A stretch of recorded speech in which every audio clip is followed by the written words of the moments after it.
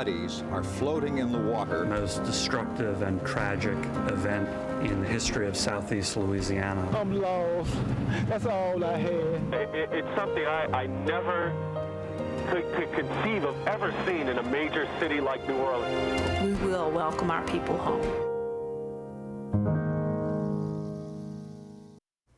Tonight, as we mark 20 years since Hurricane Katrina made landfall, we're taking a look back at some of WAFB's reports.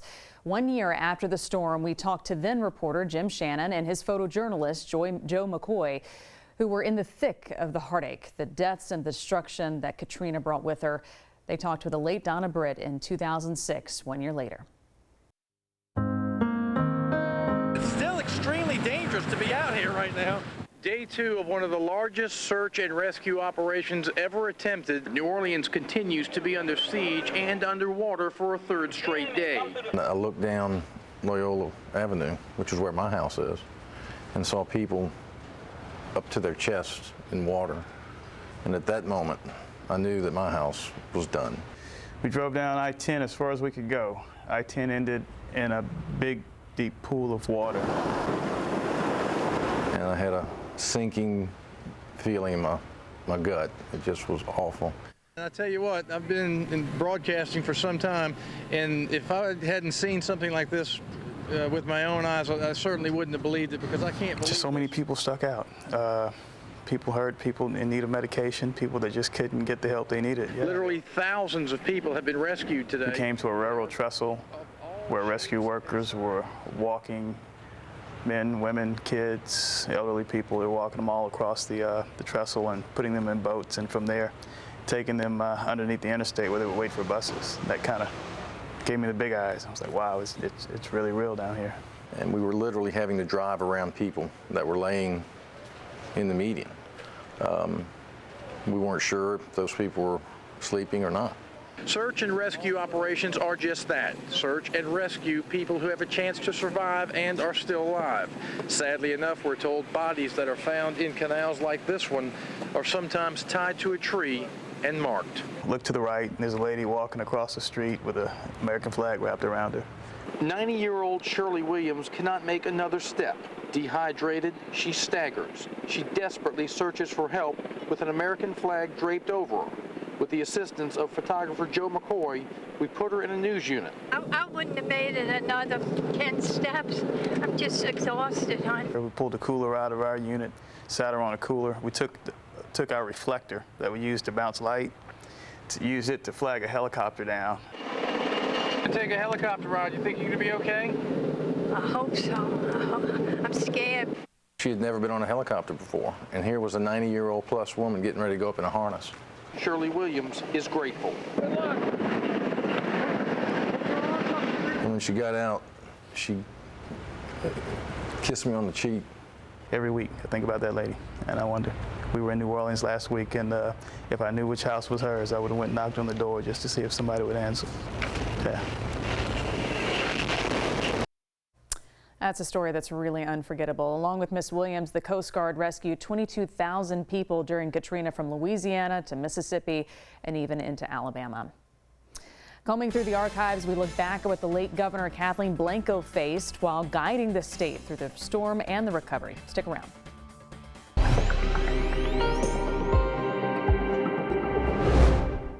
Former Louisiana Governor Kathleen Blanco was only a year into her term when Katrina came ashore. A year later, our Donna Britt sat down with Governor Blanco to reflect on the storm and the response, both from the state and the federal level. It didn't look good for her. Talk of incompetence. The Washington Post put on the front page of the newspaper that, well, the governor of Louisiana didn't do the most basic elementary thing, and that was to sign a declaration of disaster. Our phone started ringing in my press office, and my press people said, "What are you talking about? Have you looked at our website?" That was signed on Friday night. Blanco's inquiries from the world media just overwhelmed her small press staff. And over the days, her normal demeanor gave way to a tired, sometimes haggard look. At times, she looked more like a victim delivering grim news. It's just heartbreaking. There are some people who really like you, who said, she could have been more John Wayne.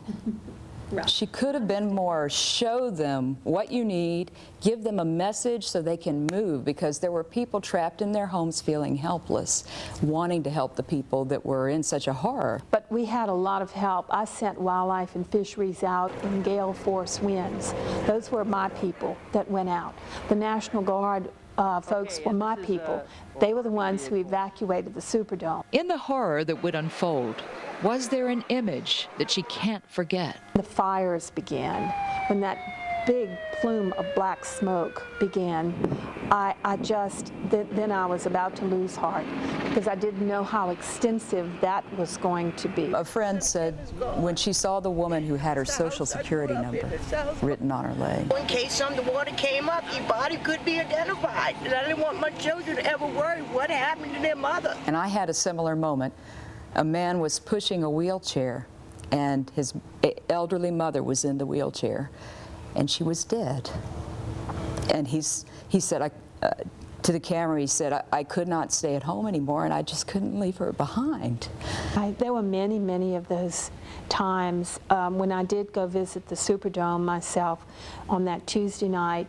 A man held up his little baby, and his baby was maybe, I don't know, 4 or 5 months old, and he said, I haven't been able to bathe my baby. My baby's going to be sick. No formula, no water, and they want us to survive out here. Another lady said to me, I couldn't fit in the boat that came along with my children.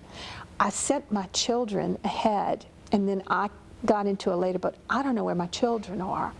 I began to realize the dimension of the personal horrors that our folks were suffering. In Washington, Congress seemed to favor Mississippi's hurricane victims.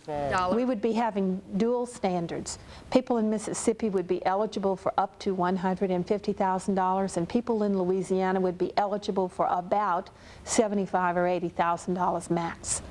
And that would have gotten us half of the way home and not all the way home. And we would have been treated as second-class citizens, and I refused to accept that. I couldn't get billions of dollars just by going to the Congress. That the President of the United States had to get involved in this. And so my mission was to get the President to agree that he would support that effort. Dollars are slowly getting to people for grants to repair or replace their homes. Blanco sees public opinion back in the positive range. Governor's Mansion muralist Ozeklis Ozols is adding her to the Governor's Mansion art that documents the governors who have lived here. Blanco wants maritime flags that spell Katrina, 2005, and Rita. Like it or not, her ordeal in office is her legacy. Governor Blanco did not seek a second term. She passed away in 2019.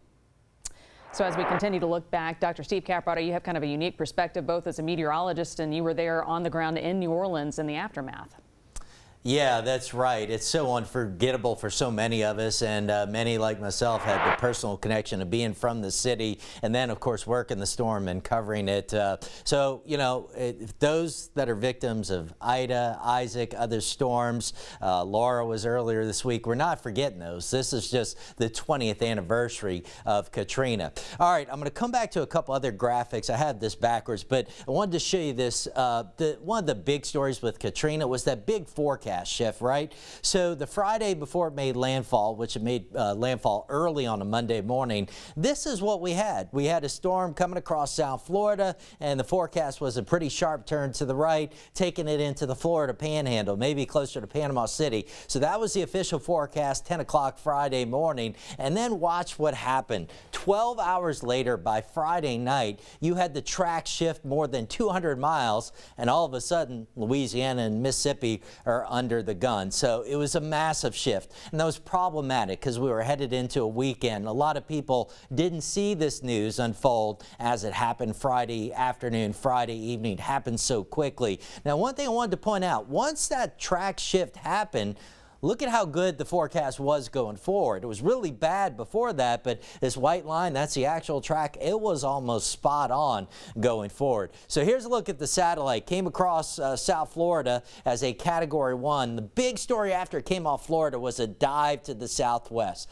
That's when we knew we were in trouble. This was getting up farther west than expected. Then look at that eye. It became massive, and it was the fact that it became so strong, even though it weakened moving into Louisiana and Mississippi. All that energy was built up over the Gulf at that point, and there was no undoing that. Why did it strengthen so quickly?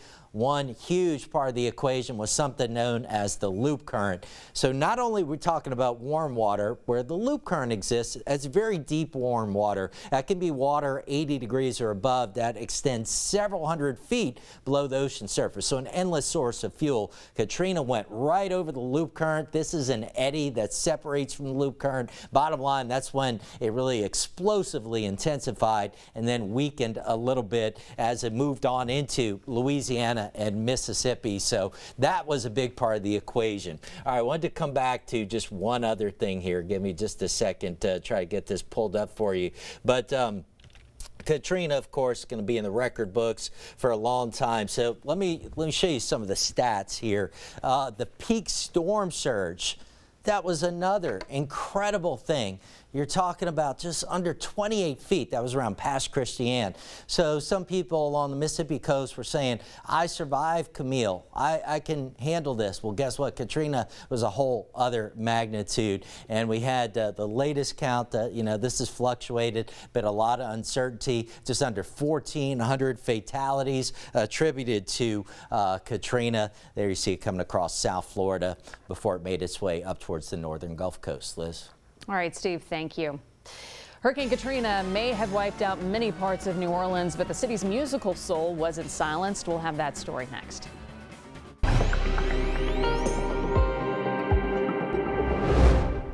Hurricane Katrina might have silenced the streets of New Orleans, but the spirit of the city has never died. Dave McNamara shows us how music that is so part of our culture has reinvigorated the region.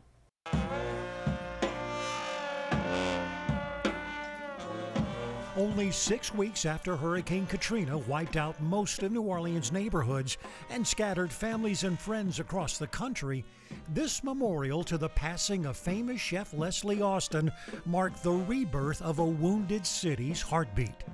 This was the first jazz funeral, the first second-line parade through the devastated city after Katrina. The brass music, the drum beat, the high-stepping, dancing feet and clapping hands, the singing, the joy. The musical soul of New Orleans had not been silenced. It had been scattered, but not lost. It impacted me a lot because I had to move to Texas for almost 2 years. We passed through Houston, but we wound up in San Antonio. And we started looking for somewhere to rent in Gonzales. New Orleans musicians were tossed around the country, their homes destroyed, music venues gone, bands separated, and instruments lost. Just didn't know what was going to ever happen, and how the city was going to overcome, a devastation like that.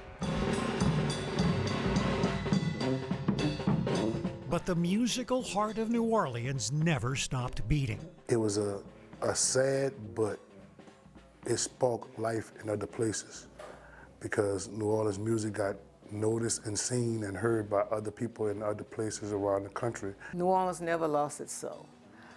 What happened was once they realized that New Orleans was rebuilding and those of us who could was coming back, I think they realized how much and how important the music industry and the other arts were important to the city. It's New Orleans singing legend Irma Thomas said she was about to record an album when Katrina hit.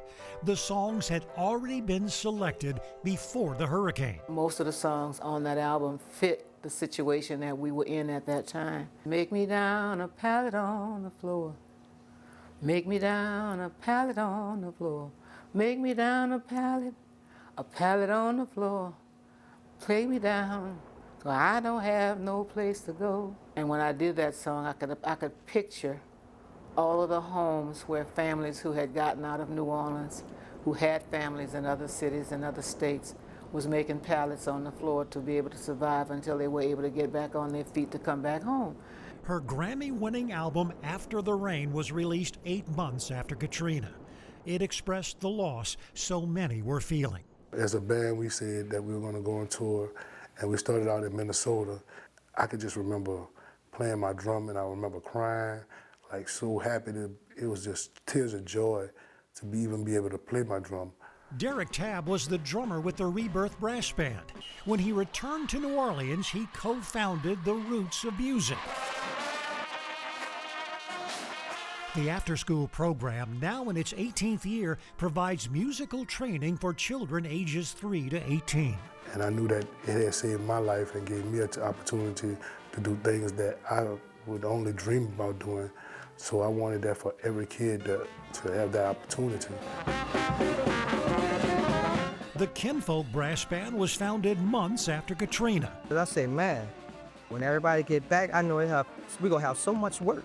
3 of the musicians playing in Kinfolk today are graduates of the Roots of Music. And I'm a professional musician. I've traveled all over the world, but I came out of the first class. Now, this brass band and others scramble from one wedding to another, leading second lines for newlyweds and for conventioneers visiting New Orleans. Everybody should start ringing the phone. Hey, I want to do a parade. I want to do a parade. It almost seems like the spreading out also spread the music of New Orleans to maybe places it hadn't reached before, and people thought, this is pretty good stuff.